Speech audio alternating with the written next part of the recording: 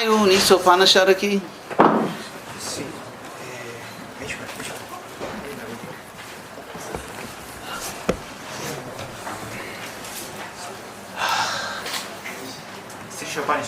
Isopanishad. Ishopanishad. Sí. Isopanishad. Is Sarah here? From California? No, she didn't make it again? I don't think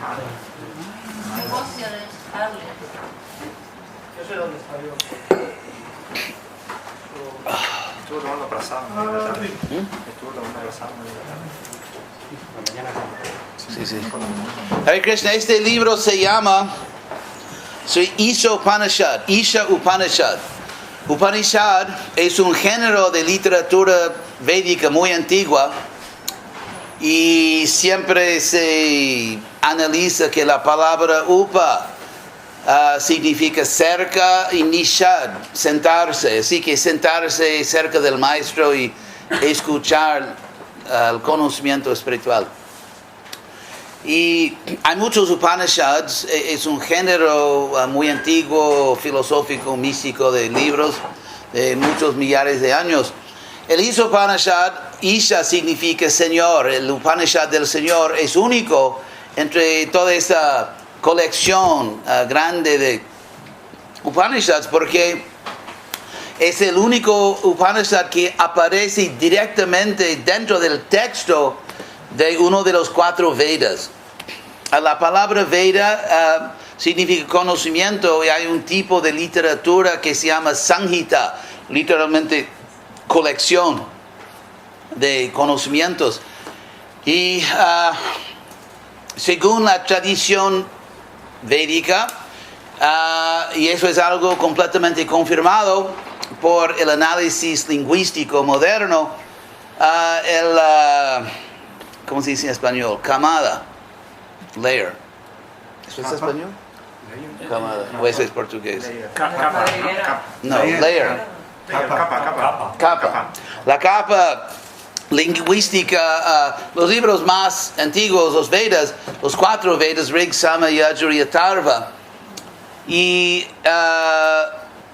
este Isopanishad es el único Upanishad que es una parte directa del texto de uno de los 4 Vedas. La palabra Veda significa conocimiento. Tenemos varias palabras en español que vienen de esa raíz antigua indoeuropea, Veda, como la palabra española visión o ver también es relacionada esa palabra lingüísticamente con Veda. En alemán, Wissen, que es saber. Inglés, wit, que significa inteligencia, wit de la raíz wit, Veda. Así que es una raíz verbal, es una palabra muy antigua que tiene reflejos lingüísticos en casi todas las lenguas de Europa. Video también, video es Veda. Latín vedere. Bueno, entonces en este Isopanishad, el Upanishad del Señor, hay un verso muy interesante porque hoy vamos a hablar de la ciencia, ¿verdad? Y la religión. ¿Es verdad? Espiritualidad, sí. Pero ustedes entienden. Entonces, ¿cuál es la relación? La voy a explicar. Primero citando un verso, el mantra, o verso 11 del Isopanishad, que dice... Vidyang cha jas tad vedo bhayang saha avidyaya mrityung tirtva vidyayamritam ashnute. Claro, ¿verdad? La palabra vidya, que es de la misma raíz vid, que significa conocimiento y también ciencia, vidya, y avidya es el opuesto de la palabra, por ejemplo, jnana en sánscrito, conocimiento. Tenemos el griego gnosis y, por ejemplo, ignorance, o sea, ignorancia o agnóstico, y todo está relacionado. Español es una lengua indoeuropea. Pero el mundo material es tan, ¿cómo decir? Atrasada, se puede decir. O sea, comparado al mundo espiritual, que en los libros antiguos, a veces este mundo se llama simplemente la ignorancia, avidya. Entonces, avidya es un tipo de jerga, un tipo de antigua, un término que indica el mundo material en el cual la condición básica es ignorancia. Porque nosotros somos almas dentro del cuerpo, pero ¿quién lo sabe? Pocos lo saben, nadie quiere saber. Entonces, este verso aquí dice, Vidyan cha vidyan chayas, que es el conocimiento tanto del mundo espiritual como del mundo material. Ambos. O mejor dicho, que ambos juntos. Aquel que conoce ambos juntos, el mundo espiritual, el mundo material. Avidyaya, a través del conocimiento de este mundo, mrityum tirtva, uno supera a la muerte. Uno supera a la muerte y vidyaya amritamashnute, y a través del conocimiento del mundo espiritual, uno disfruta de la inmortalidad. Entonces, Prabhupada traduce este verso como sigue: solo alguien que puede aprender juntos el proceso de la nesciencia, o sea, la ignorancia, y el proceso del conocimiento trascendental puede trascender la influencia del nacimiento y de la muerte repetidos y disfrutar todas las bendiciones de la inmortalidad. Ahora, este concepto de vida, este concepto de la relación entre el conocimiento de este mundo y del mundo espiritual es muy parecido al concepto que existía en el mundo clásico. España hacía parte del mundo clásico. Es por eso que, obviamente, a Jagoranga pode pedir que ele fique quietinho, obrigado. Português.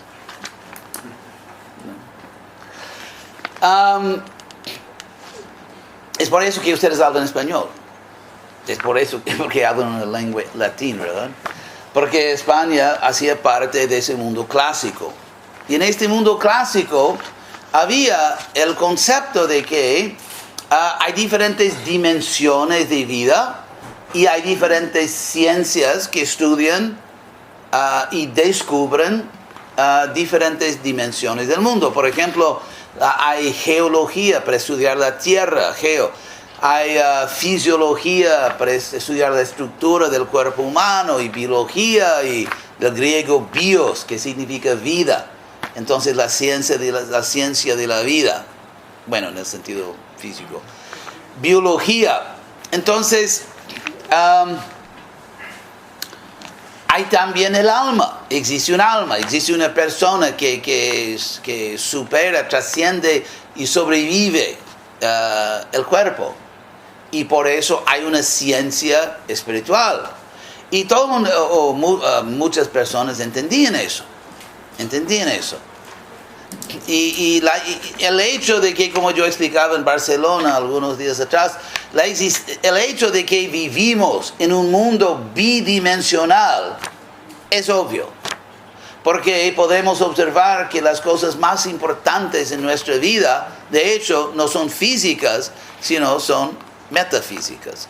Meta en griego significa después o más allá. Entonces son términos de nuestro amigo Bhakta Aristóteles, uno de los primeros miembros del movimiento Hare Krishna. Inconscientemente era miembro de nuestro movimiento. Así que Aristóteles, que no era la persona más espiritual en la galaxia, pero sin embargo, hasta Aristóteles entendía de que hay el mundo físico y una ciencia física, y hay también un mundo y una ciencia metafísica, el mundo y el conocimiento más allá de la materia. Y por ejemplo, para demostrar fácilmente que todos nosotros aceptamos esa realidad bidimensional, un ejemplo es algo en que casi todo el mundo cree y que es la base del sistema político de España, la base del sistema de justicia cuando funciona, de España y otros países. El sistema español, europeo, de justicia, de gobierno, está completamente basado en un concepto totalmente metafísico y no empírico que se llama la igualdad. La igualdad, que empíricamente es absurda. O sea, todos los exámenes ya concebidos por un cerebro humano muestran que somos diferentes y no iguales. O sea, pruebas atléticas, artísticas, matemáticas. ¿Cómo se llaman esas competencias de belleza? ¿Cómo se dice en español? Concursos de belleza. Concursos de belleza.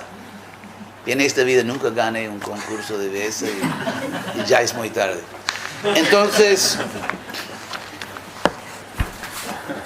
en este mundo, cuando estudiamos los diferentes y cuando examinamos y probamos todas las dimensiones del mundo material, el hecho es siempre que somos desiguales.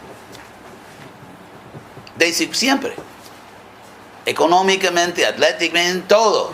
Artísticamente. Ahora, ¿cómo podemos crear un sistema político, un sistema de justicia, la estructura, la base de nuestra civilización, y todo basado en un concepto que toda la ciencia dice es absurdo? Porque vivimos en un mundo bidimensional. Vivimos en un mundo con una realidad objetiva física y una realidad objetiva metafísica. Entonces, para nosotros es un hecho objetivo que todos somos en un sentido superior iguales. No importa que uno sea mejor atleta, o otro mejor músico, otro mejor matemático, que otro sea más rico. A pesar de todo eso, más allá de las desigualdades, hay la igualdad metafísica, más allá de la física. Así que si tú crees en la justicia, si tú crees en la igualdad, si tú crees en ayer, que no se puede comprobar empíricamente, si tú crees en la compasión, o sea, si no favoreces el darwinismo social.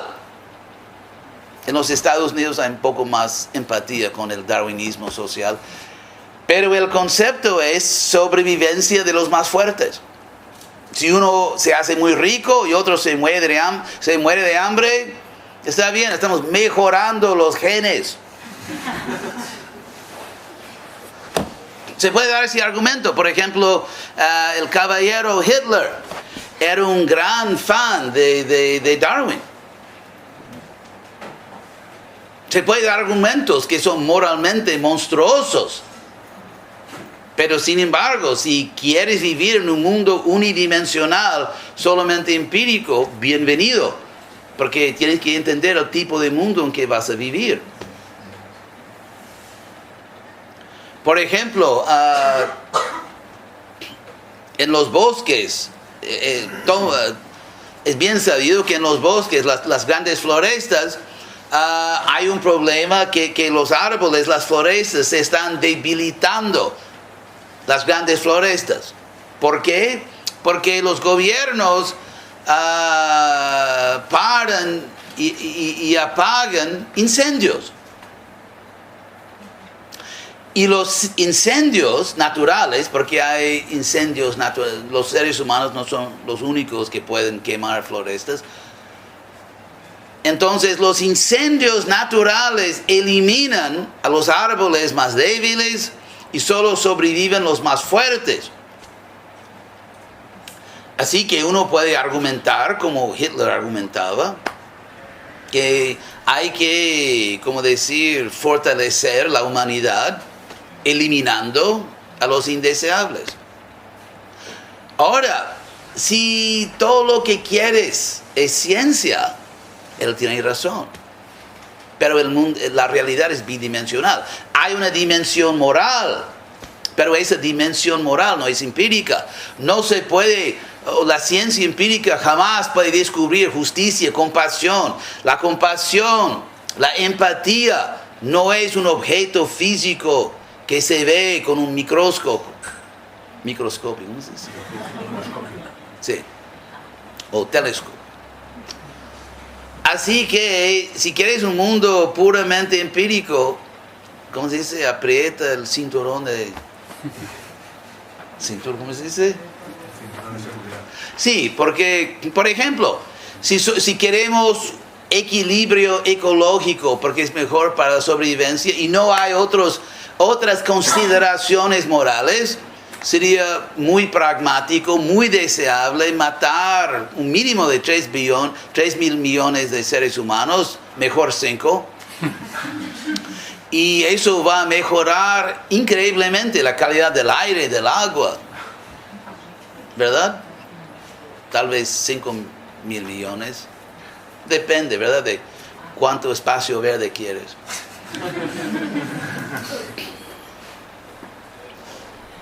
Aquí es el punto filosófico. Cuando nosotros aceptamos que matar así a personas inocentes es objetivamente malo, porque la ciencia nos diría, según su visión del mundo, que de hecho, si todo lo que tenemos, si todas nuestras herramientas analíticas son empíricas, tendríamos que decir que de hecho no existe el moral y inmoral, y la naturaleza a través de la evolución ciega nos programó genéticamente a pensar que existe el bueno y el malo, la maldad y la bondad, que no existen. Entonces, cuando una persona mata a un niño, a una persona inocente, estamos programados genéticamente a imaginar que eso es malo. Porque si te quieres limitar a la ciencia empírica, tú no tienes derecho a decir que es malo masacrar a millones de personas inocentes. No tienes derecho filosófico a decirlo. Únicamente puedes decir que yo fui programado a sentir ciertas emociones que me llevan a concluir, obviamente una ilusión, de que existen cosas metafísicas, no empíricas, como la moralidad y la inmoralidad. Así que obviamente nadie está preparado a vivir en un mundo puramente empírico. No solamente porque los resultados son monstruosos, pero también porque sabemos, ¿cómo se dice? En la parte más profunda del corazón, sabemos que hay cosas buenas y malas. Y que la justicia es real, el amor es real. Sabemos en la parte más profunda, de nuestro ser. Así que todos nosotros sabemos que vivimos, si pensamos que vivimos en un mundo bidimensional. S'il vous plaît, non disturbez, merci. Asseyez-vous, merci. Así que, obviamente, Si queremos comprender, entender el mundo, comprender, una palabra muy interesante en español, prender es tomar y con, todo junto, ¿verdad? Comprender. Como ustedes ven, yo tengo un problema así lingüístico. Entonces, si queremos comprender, si queremos entender completamente la realidad, es obvio que necesitamos dos ciencias. Esos son 4. Necesitamos dos ciencias. Necesitamos dos ciencias, la ciencia física y la ciencia metafísica. Eso es obvio. Cualquier tonto puede entenderlo. Pero hay muchas personas con títulos académicos avanzados que no pueden porque no han llegado al punto de tontería. Entonces, si estudiamos la historia del mundo, y si preguntamos, visto que obviamente hay necesidad de dos ciencias, física y metafísica, ¿qué es la relación? ¿Qué podemos observar a través de la historia de la relación entre las dos ciencias? Y lo que vemos es que hay muchos periodos de paz y de armonía en que las dos ciencias trabajan juntos como parceros, como amigos, y investigan sus respectivos dominios, digamos, existenciales. Y hay otros periodos en que una u otra ciencia se pone imperialista, ¿cómo se dice? Agrede. Agrede es portugués. Sí, agrede. Y se puede decir, guerras epistemológicas, hay guerras de conocimiento, hay a veces guerras así físicas, como por ejemplo, cuando en la revolución bolchevista, los bolchevistas mataron a millares de sacerdotes, y también en las inquisiciones, que los sacerdotes, que también tienen ese talento, a veces mataron a millares de personas que querían libertad de conciencia. Así que, resumiendo en pocas palabras, podemos observar un periodo bastante largo del mundo clásico en que España participaba, greco-romano y también español, en que las varias ciencias cohabitaban, ¿cómo se dice? Coexistían. Y después, con la caída de la civilización romana y la entrada de la ¿cómo se dice? El obscurantismo. Por ejemplo, para dar un ejemplo de qué pasó, el mundo clásico intelectualmente era muy sofisticado en muchos sentidos. Filosóficamente, mucho más sofisticados que nuestro mundo hoy en día. El mundo moderno, por ser tan agitado y acelerado, está, ¿cómo se dice?, intelectualmente hidroplanando. Como un barco, ¿verdad?, en el mar, que cuando el barco va muy rápido, hidroplana. Entonces, el mundo moderno intelectualmente está hidroplanando la realidad. Pero en ese entonces, en ese mundo clásico, sí, coexistían. Y después, con la caída de esa civilización tan sofisticada, se entró en un periodo tan oscuro, que las cosas empezaron a mejorar con la victoria de, ¿cómo se dice en español? Carlomagno. En inglés usan Charlemagne. Y Karl der Große, obviamente en alemán. Entonces, Carlomagno, que más o menos empezó a reunir, a reestructurar políticamente Europa, porque era caos antes, y él se dio cuenta del estado triste de la educación.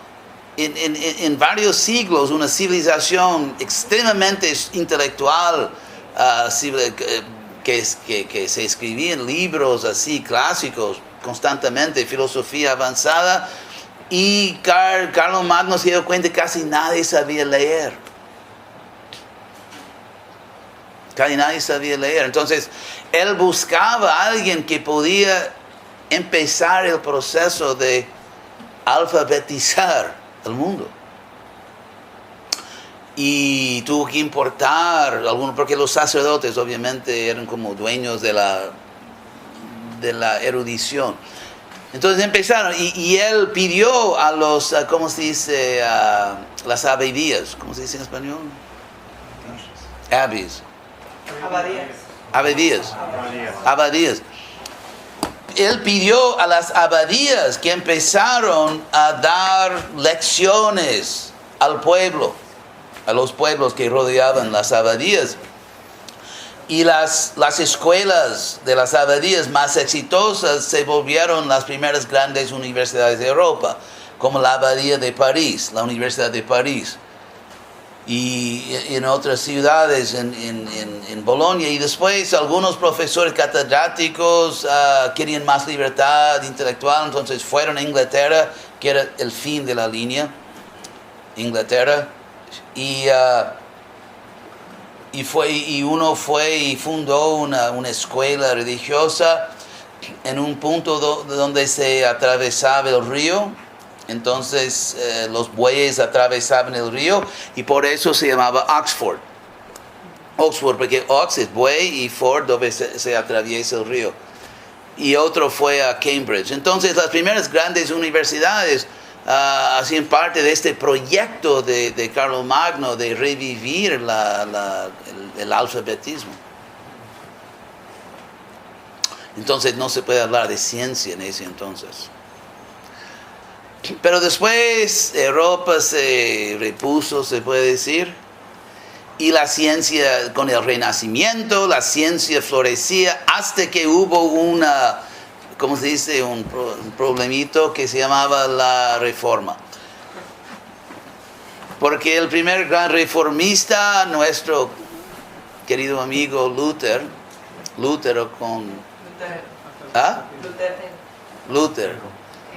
serios problemas. Objetivamente, uno de los grandes psicólogos del siglo XX estudió Lutero y casi él, después de estudiarlo, necesitaba un psicólogo. Pero entre las afirmaciones de Lutero, hay muchas cosas que no quiero hablar ahora, pero Lutero es... que Dios lo bendiga. Pero de las, ¿cómo se dice? De los lemas o slogans de Lutero era, por ejemplo, sola fide. Ustedes entienden, es latín, pero se entiende en español. Solamente fe. Sola fide. ¿Qué quería decir eso? Sola fide. Sola escritura. Eso significaba que tenemos que rechazar al Renacimiento. ¿Por qué rechazar al Renacimiento? Porque era justamente un renacimiento de cultura pagana. Entonces, la Reforma empezó porque la iglesia era corrupta y todo eso, pero eso era el gatillo, solamente el gatillo. Después tomó su propio, como dice, vapor. Y realmente, después de poco tiempo, no se trataba de corrupción de la iglesia del Vaticano. Se trataba de realmente otro abordaje a la vida, que era de rechazar el Renacimiento, que claro que era la cultura pagana del sur de Europa, no del norte de Europa. Entonces, ese rechazo, entonces Lutero rechazó a la ciencia, rechazó a la filosofía, rechazó por ejemplo a Tomás Aquino, porque Tomás Aquino había, como se dice, bautizado Aristóteles. Entonces ese rechazo, entonces la primera gran división, ruptura entre la religión y la ciencia fue la iglesia, la religión, que provocó esa ruptura. Y es como un caso típico que, por ejemplo, hay una pareja Y un día uno u otra dice que no, ya no te amo, ya voy con no sé quién. Pero después de un tiempo, la persona abandonada descubre a alguien mucho mejor, que es inútil. Y la persona que rechazó vuelve, por favor, fue un error. Perdón, no, muy tarde. Y yo he visto casos así. Entonces, eso es exactamente lo que pasó con la ciencia y la religión. Que Luther dijo, ya no te amo. No, pero por favor, no te amo. Entonces, pero con tiempo es la ciencia que, ¿cómo se dice?, prevaleció, y la religión entró en declinio, y ahora la ciencia las religiones tratan de mostrar que sí, que entienden, están de acuerdo con la ciencia, para que sean permitidos a entrar en las grandes universidades. Así como antes los científicos tenían que mostrar que no, realmente soy cristiano, soy católico, para poder entrar en las universidades. Entonces, toda una historia. Buenas noticias ahora. No solamente que voy a terminar luego y ustedes podrán comer. Pero hay otra buena noticia. Que es que ahora hay un movimiento, hay una tendencia histórica de reconciliar, de entender que el conocimiento, como decir, hay una realidad, no hay dos realidades. Hay diferentes facetas, diferentes dimensiones de una realidad. Y por eso las diferentes ciencias, tanto por ejemplo la biología o la teología, las diferentes ciencias tienen que trabajar como hermanos o por lo menos primos. Y hay esa tendencia, cada vez más conferencias académicas tratando de ver cómo se puede, cómo las dos ciencias pueden trabajar en paz y coexistir. Pero por eso el concepto de que la religión no es científica es, primero, que es filosofía terrible. Para sacar un PhD en ciencia no se requiere un curso en filosofía.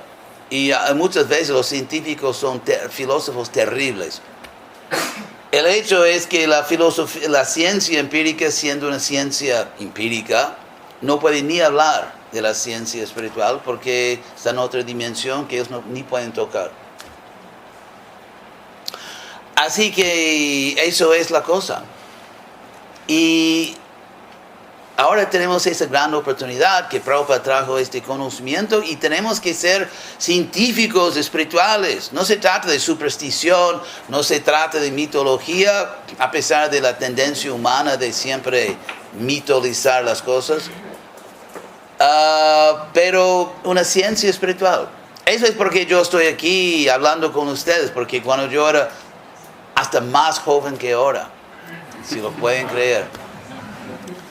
Yo era estudiante en la primera universidad pública de los Estados Unidos, en Berkeley, California. Y yo descubrí, Prabhupada vino al campus. Prabhupada vino al campus y asistí a la conferencia y mi vida cambió completamente. Porque yo había, como expliqué tal vez en Barcelona, yo había ya hecho un voto serio, una promesa seria a mí mismo, que yo iba a dedicar mi vida a encontrar conocimiento de la verdad absoluta, de Dios, lo que sea. Y ese voto que cumplí, esa promesa que me hice, la hice en España. Porque en el año 68, yo como estudiante joven, mi hermano mayor había ido a Europa en 67 y entonces él volvió a California. El mundo era muy inocente, él volvió con millares de panfletos y fotos y cosas de Europa y yo me volví loco. Y yo voy, entonces el próximo verano yo fui a Europa y vine a España, fui a Madrid, en 68 era un poco diferente. En ese entonces con Sriman Franco. Después fui al sur, a Málaga, como esas ciudades lindas del sur de Granada y Ronda con el barranco. O sea, de Ronda con el barranco. Recuerdo bien el barranco, que no había ni una nada. Quedé casi mareado, sí. Recuerdo Ronda. Pero cuando volvía del sur de Málaga, que era todo era las ciudades eran mucho más pequeñas en España, casi 50 años atrás. Y cuando volví en el tren, yo recuerdo cuando abordé el tren en Málaga, y muchos, ¿cómo se dice?, campesinos abordaban con sus cabras y gallinas en el tren, que eso fue algo nuevo para mí. Pero finalmente llegamos, y en el tren, yendo a Madrid, yo tomé una resolución formal, que iba a buscar a Dios, y volví a Berkeley y Prabhupada vino. Entonces tenemos esta gran oportunidad de estudiar y practicar una verdadera ciencia espiritual, una verdadera ciencia espiritual. Todos los elementos de la ciencia están presentes. Una teoría, se puede decir, filosofía, un método de comprobarla, de experimentar personalmente y directamente a través de la conciencia, como Krishna dice en Bhagavad Gita, pratyakshavagaman, se entiende a través de la percepción directa. No se trata de fe, que ojalá, que cuando yo me muera. No, en esta vida hay un término en sánscrito, jivan mukta, que significa liberado mientras uno vive en este mundo. Jivan mukta. En esta vida uno puede comprobar, uno puede experimentar la realidad de Krishna, de Dios, de tu propia alma. Bueno, ahora gracias por su atención y cualquier pregunta. Sí, señor. Se dice que el hecho científico tiene que cumplir 3 requisitos, ¿no? La observación, la emisión de una hipótesis y luego... La observación, y segundo. Hipótesis, sí. Emitir una hipótesis, una teoría, y luego comprobarla, ¿no? Entonces, hablando con la gente, cuando hablamos de la ciencia espiritual, por ejemplo, de la percepción del alma, o la percepción de un sentimiento bondadoso, o la percepción de la compasión, es algo que yo me observo, emito una teoría de que existe algo que llamo compasión, que me hace sentir por otra persona el bien, para hacerle el bien, y otra persona igual, también lo siente. Entonces, ¿por qué no consideran que es científico? Si existe la observación de uno mismo, la emisión de esa teoría y la comprobación. Pero no lo podemos demostrar, digamos, objetivamente hablando, ¿no? Sí podemos. Porque, por ejemplo, cuando Einstein descubrió su cosa de... Sí, relatividad, sí. Es muy interesante, muchos años atrás, cuando yo estudiaba en la Universidad de California en Los Ángeles, no porque estudié tanto en Los Ángeles y Berkeley, y astronomía, y yo recuerdo que en nuestro libro de texto se reprodujo un parágrafo del New York Times, el periódico New York Times, de cuando salió las noticias de Einstein, de lo que había descubierto. Es muy interesante porque el periodista del New York Times estaba en Inglaterra entrevistando el, ¿cómo se llama?, director del Instituto Real de Astronomía. En Inglaterra todo es real. ¿En España también? Sí. La Real Academia y todo eso. Sí, sí. Not now, you can't do that now. Thank you. Entonces, y el periodista dijo al director del Instituto Real de Astronomía, por favor, explícame en términos que mis lectores, que no son científicos, pueden entender. Es muy interesante que el director dijo, eso no es posible. ¿Cuántas personas, por ejemplo, en España, todo el mundo, todas las personas que más o menos saben leer, todas las personas aceptan que Einstein era muy inteligente, que descubrió algo importante, ¿no? Ahora, ¿cuántos españoles han confirmado directamente la teoría de Einstein? Haciendo toda la parte de matemática, verificando cada ecuación. ¿Cuántos? ¿Qué porcentaje?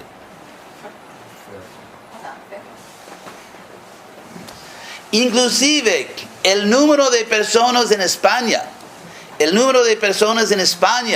que han tenido directamente una experiencia innegable de Dios es un porcentaje mucho más elevado que el porcentaje que ha confirmado directamente las teorías de Einstein.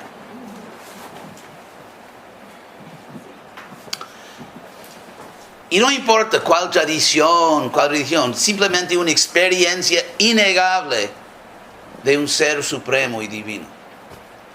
Entonces, es irónico que en ese sentido la existencia de Dios es un hecho mucho más científico, si queremos dar preferencia al pueblo. Pero el punto aquí es que en cualquier ciencia se comprueba a una persona cualificada a valorar la prueba. Por ejemplo, en esa partícula Bose que salió, ¿verdad? De esa maquinaza que tienen para las partículas, ¿verdad? Entonces, son los otros científicos que confirmaron que es verdad. No el pueblo, no es que se votó, que todos los ciudadanos de la Unión Europea votaron que sí, esa partícula realmente existe. Entonces es pura hipocresía de los así llamados científicos que exigen el derecho a confirmar o negar una teoría científica, pero exigen que Dios sea disponible a todos, sin ninguna cualificación espiritual. Eso es hipocresía metodológica. Y el hecho es que si uno se dedica seriamente y sinceramente, uno descubre, uno experimenta directamente la existencia de Dios. Es fácil. Pero el método es diferente. Sí. En este sentido, muchas veces decimos que la experiencia de Dios no es mecánico y no podemos imponer un sistema estereotípico para obtener el resultado de la experiencia de Dios. Lo decimos mucho eso, se lo dice. Suena familiar, sí. Y entonces, habiendo dicho eso, ¿cómo reconciliamos ¿Por qué? Porque uno descubre un aspecto de la realidad a través de un proceso apropiado. Por ejemplo, si un hombre que conoce a una mujer muy linda y el hombre queda así, quiero conocerla, si puedo convencerla a salir conmigo. Ahora, él tiene que convencer, no hay un proceso mecánico de convencerla. Ella está en la posición superior en este caso, porque vamos a decir que ella lo ve a él y o sea, no es terrible, pero no estoy muriéndome tampoco. Entonces, en este caso, si uno está pegado y ya bobo, uno está pegado y el otro calmo, y entonces la persona desapegada tiene la ventaja. Entonces, cuando una persona tiene ventaja, tú tienes que complacer, tienes que persuadir. Un proceso mecánico funciona cuando estás investigando la dimensión determinística de la realidad. Determinística significa que, por ejemplo, esa guirnalda, si la dejo caer, cae. La guirnalda no tiene libre arbitrio. No quiero caer. Me voy a agarrar. No, es porque es un objeto físico, no tiene conciencia, no tiene libre arbitrio. Albedrío. Arbitrio es italiano y portugués. Libre albedrío. Gracias. Oxidado.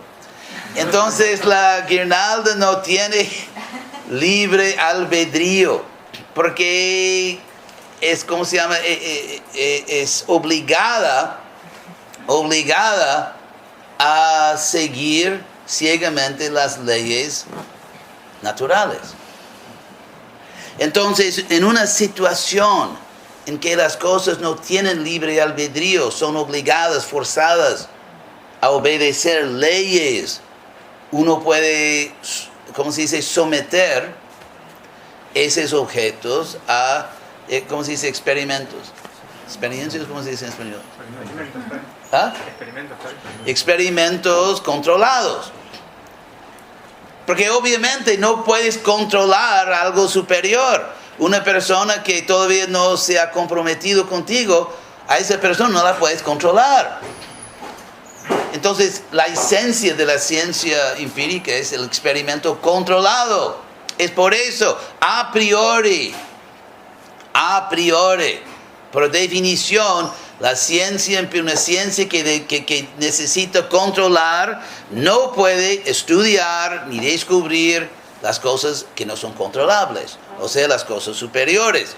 Porque superioridad significa justamente que no lo puedes controlar. Por eso, tratar de estudiar a Dios a través de un experimento controlado es simplemente ignorancia, es locura. Hay filósofos que hablaban de eso, o sea, Santo Tomás de Aquino, sí. O sea, todo el derecho natural habla de eso, o sea, dan como razones, ahora no me acuerdo, pero lo vi en la universidad. Y también Aristóteles, creo, o sea, que dan, o sea, como que razones de cómo se puede comprobar la existencia de Dios. Bueno, Aristóteles argumenta que hay un, ¿cómo se dice en español? Primer motor inmóvil o algo así. Sí. ¿Motor?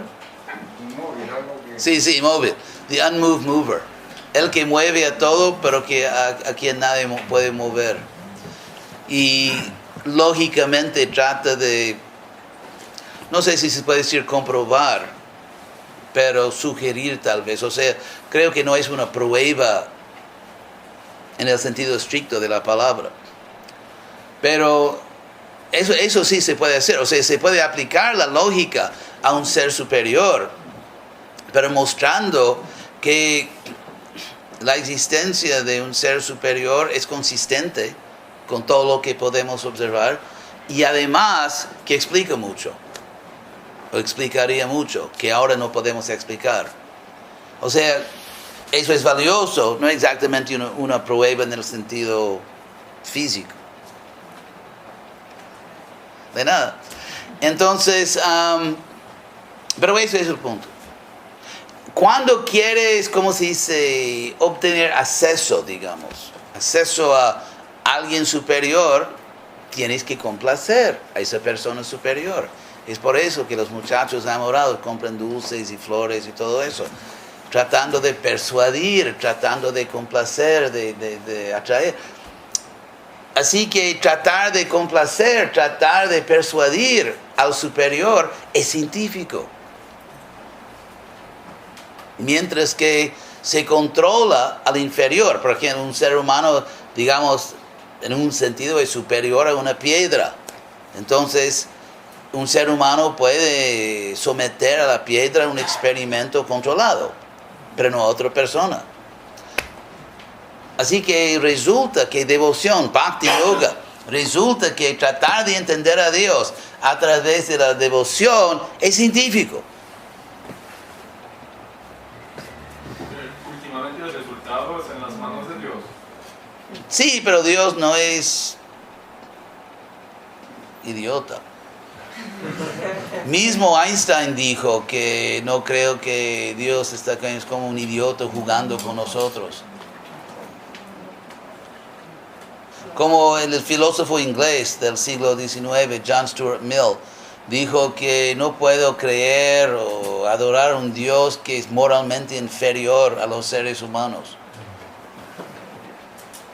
Entonces, por ejemplo, una madre, un padre, tiene un hijo por amor, porque quieren amar, porque una madre, una mujer, por ejemplo, tiene dentro de sí amor maternal y necesita un objeto por ese amor.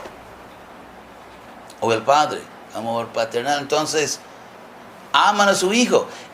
La idea de concebir y procrear un hijo y después esconderse, que mi querido hijo, en esta vida nunca me verás, eso es patológico. Eso es una enfermedad mental.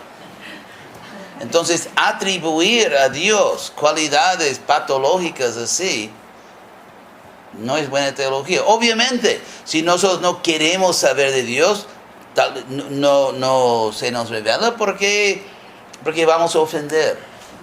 Es inapropiado. Por ejemplo, a veces mismo los padres que tanto aman al hijo, si el hijo crece y maldice a los padres y se hace violento, sí, los padres tienen que separarse, siquiera de un hijo amado. Entonces es completamente razonable que Dios se nos revela en la medida en que somos sinceros. Es la naturaleza de relaciones. Por ejemplo, una persona, no sé, aquí en los Estados Unidos hay personas, gracias a Dios, no todas.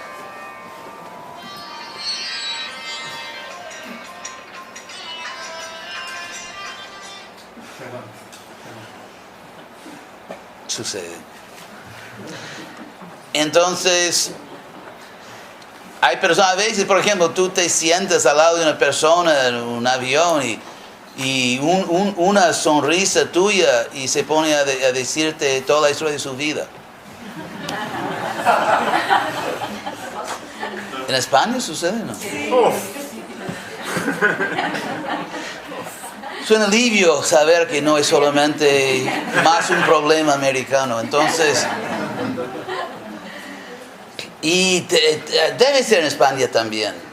Tenía que ser que en la televisión personas, por ejemplo, una pareja completamente que están casi matándose y van, ¿verdad?, a la televisión y se pelean públicamente, ¿verdad?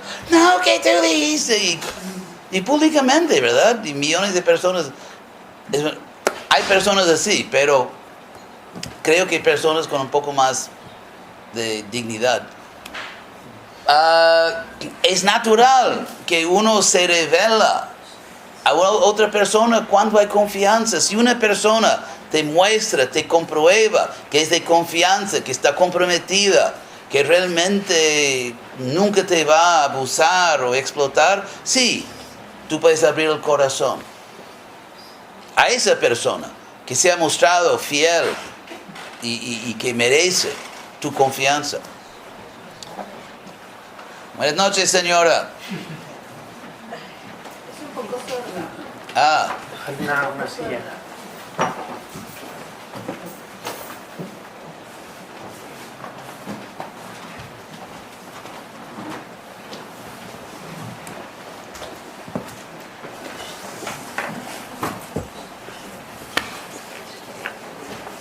Otra pregunta.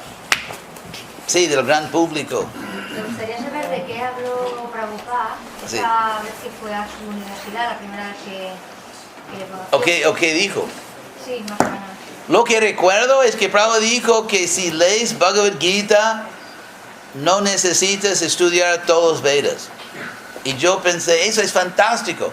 Yo no tenía la menor idea de lo que eran los Vedas ni Bhagavad Gita, pero me pareció fantástico. Y empecé a cantar Hare Krishna y Prabhupada tenía una potencia enorme. Y sí. Y la próxima vez que lo vi fue para mi iniciación, primera iniciación. Sí. para una persona que está entre esos dos mundos, el científico académico Sí.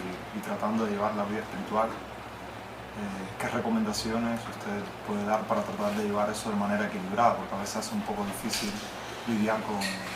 No, porque hay que distinguir entre la verdadera ciencia, que es maravillosa, que es conocimiento, que nos ayuda a todos, y la pseudociencia. Hay una palabra, el cientismo. El cientismo significa exagerar los poderes de la ciencia de explicar todo.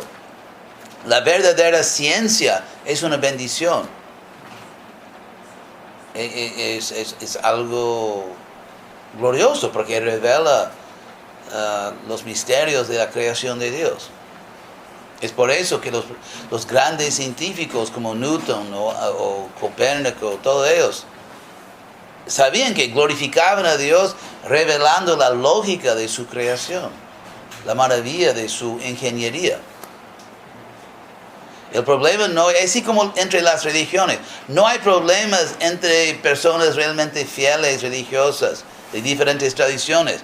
Todos los problemas existen entre los fanáticos. Cada tradición tiene sus locos de la guerra. Cada tradición tiene sus fanáticos. Los fanáticos se pelean, se matan, se insultan. Pero las personas realmente espirituales de cada tradición no se pelean. Asimismo, los verdaderos científicos, no los payasos que exageran y invaden el espacio de otra ciencia. Los verdaderos científicos, por ejemplo, la mitad de todos los científicos de las ciencias exactas creen en Dios. Y la mayoría de los mejores científicos de la historia eran religiosos. Así que no hay conflicto. El conflicto es entre los fanáticos de ambos lados. Porque en cada área de la vida, la ciencia, la religión, el arte, eso, el otro, la política, hay personas más o menos cuerdas y hay fanáticos. Entonces siempre son los fanáticos que se pelean. Entre los científicos, los fanáticos insultan a la espiritualidad. Los científicos más cultos, más inteligentes, entienden, que tenemos límites y ellos están en otra dimensión, en otra ciencia. Bueno, una duda. Sí. Por un lado, el Señor quería... ¿Dónde estás? Sí, se ve. ¿O no se ve?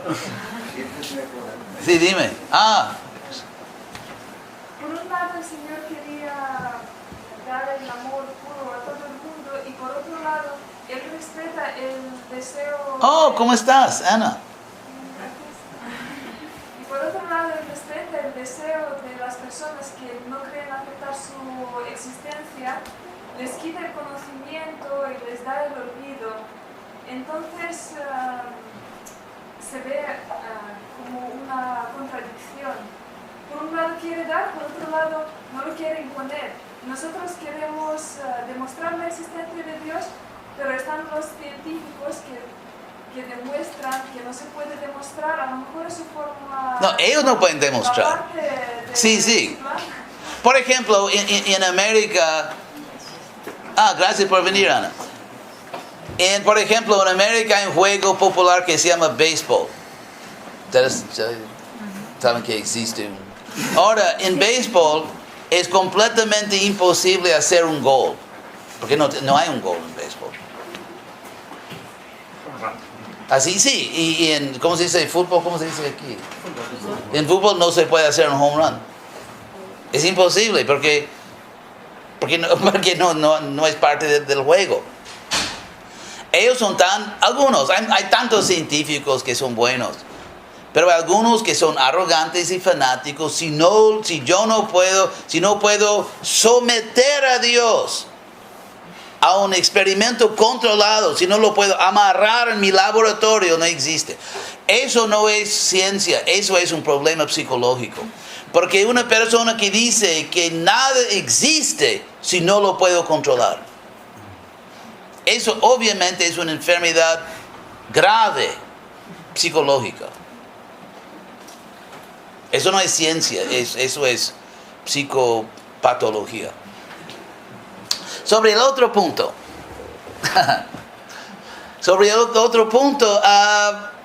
¿Ustedes conocen esa película de Jim Carrey, Bruce Almighty? Sí. Bruce Todopoderoso. ¿Quién lo conoce? Él hizo una cosa demasiado chistosa sobre los Hare Krishnas. Después, si alguien está interesado, te muestro en YouTube. Demasiado chistoso. Pero en Bruce Almighty la idea de las religiones siempre se presta muy bien a la comedia. Entonces, Dios, del punto de vista, por ejemplo, si tienes un hijo, tienes que respetar su libre arbitrio, porque sin libertad, sin libre arbitrio, no hay ni la posibilidad de amor. No se puede obligar a una persona a amarnos.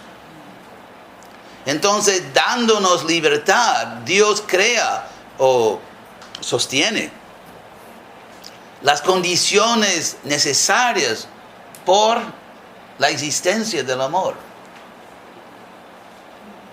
Y si no es contradictorio, porque si por ejemplo tú quieres que alguien te ame, pero si la persona no te ama, no lo puedes matar. Hay personas que sí.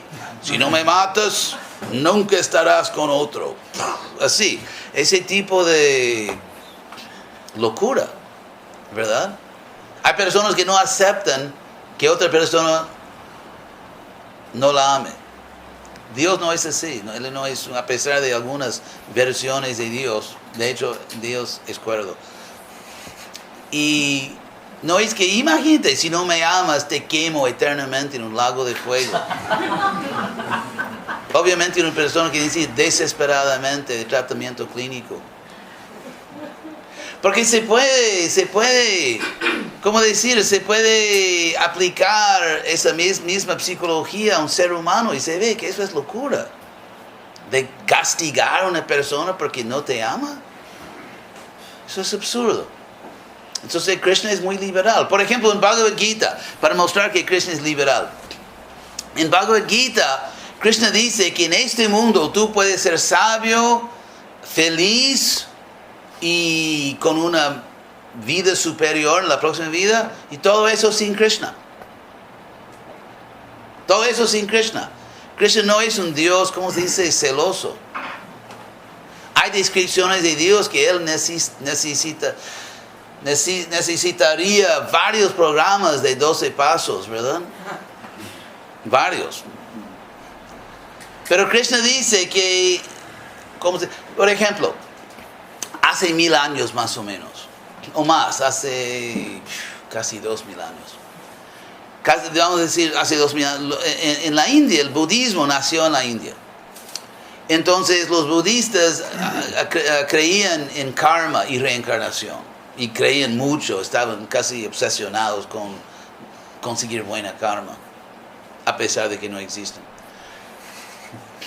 Y también muy preocupados con sus antepasados, que tampoco existen. Pero la idea es que los budistas criticaron al hinduismo, si se puede usar esta palabra, un poco anacrónica, pero criticaban diciendo que en el budismo el sistema de karma es objetivo, que la reacción que recibe corresponde perfectamente a la calidad o a la cualidad o a la de lo que hiciste. O sea, si recibes castigo, ese castigo corresponde perfectamente al sufrimiento que causaste en el mundo. Todo es matemático, justo, objetivo, equilibrado. Mientras que en la religión védica o hindú, hay dioses que son caprichosos, que castigan porque les gusta. Y eso se ve claramente, por ejemplo, en los libros de Homero, el Ilíada y Odiseo, que los dioses son peor que adolescentes. Si es posible. Sí, son como Zeus dice a su esposa Hera, no voy a aplastar a ese tipo ahí abajo en la guerra. Y él dice, pero ¿por qué Zeus? No sé, no me gusta. Y voy a proteger a ese otro, pero ¿por qué? No sé. Es simpático. O sea, no hay un sistema. Es por eso que Platón, en su República, la famosa República de Platón, Platón dice que eso es locura. Que Platón era muy radical, porque Platón era, ¿cómo se llama? El sistema de educación griega, que era el modelo para todo el mundo civilizado en esa región, se llamaba la paideia. La paideia, ¿cómo se dice? La paideia, ¿cómo se llama? Currículo griego era el modelo en Roma, en todas partes, como el mejor sistema de educación. En la paideia, la base era Homero. Estudiar, porque Homero, los libros de Homero eran como la base. Ellos no tenían una Biblia ni una Bhagavad Gita, pero entonces Homero era más o menos la fuente de información teológica, se puede decir. Y Platón dice que Homero es un desastre para nuestra civilización, porque se ve en esos libros dioses caprichosos y injustos y malhumorados y ridículos. Y por eso que Platón y otros filósofos, hubo un tipo de revolución intelectual en Grecia en ese entonces contra ese politeísmo, a favor de un Dios monoteísta, justo, objetivo y todo eso. Entonces Krishna, en Bhagavad Gita, cuando Krishna describe el sistema de karma, que por ejemplo las diferentes cualidades, bondad, pasión, oscuridad, que decimos ignorancia y todo eso, es completamente objetivo. Krishna dice, si tú eres una buena persona y no quieres saber nada de mí, te recompenso. Porque la bondad trae bondad. Krishna no es celoso, él tiene autoestima ilimitada. Y no tiene problemas. Entonces el sistema contra la crítica injusta de los budistas es completamente objetivo. Eso sí, otro diálogo de Sócrates, que se llamaba oxidado, Dios mío, Euthyphro. Euthyphro,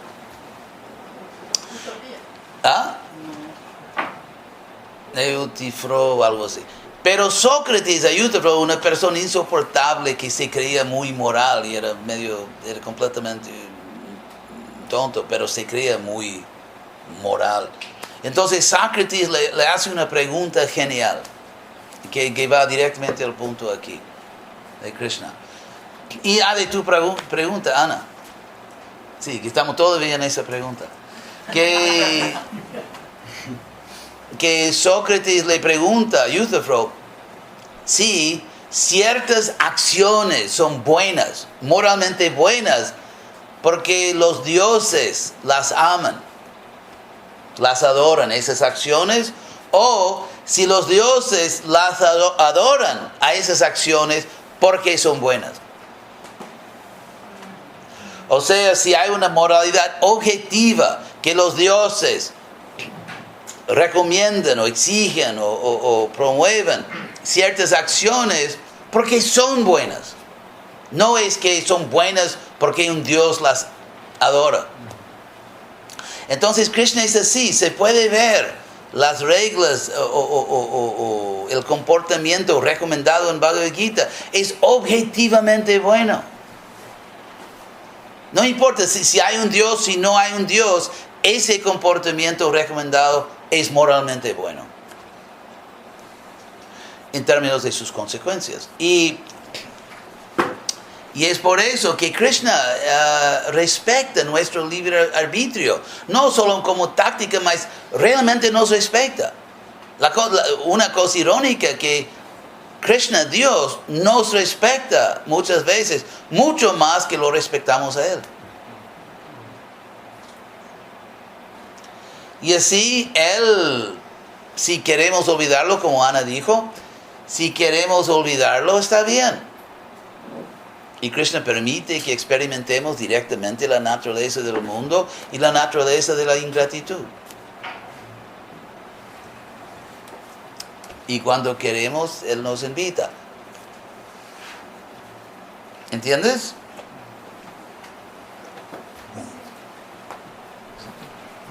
¿Sí? Sí, entiendo. Pero...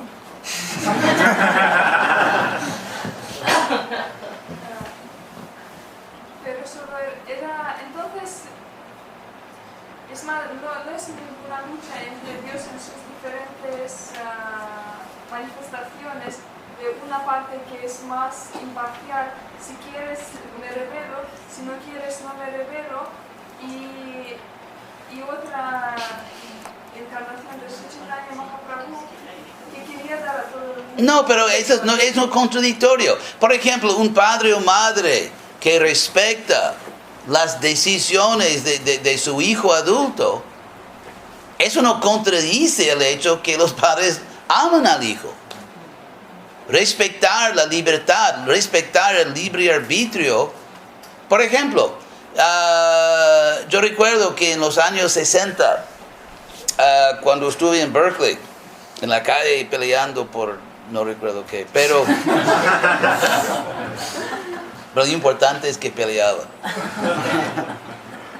Yo recuerdo que en Berkeley, que era como el epicentro de algo, de la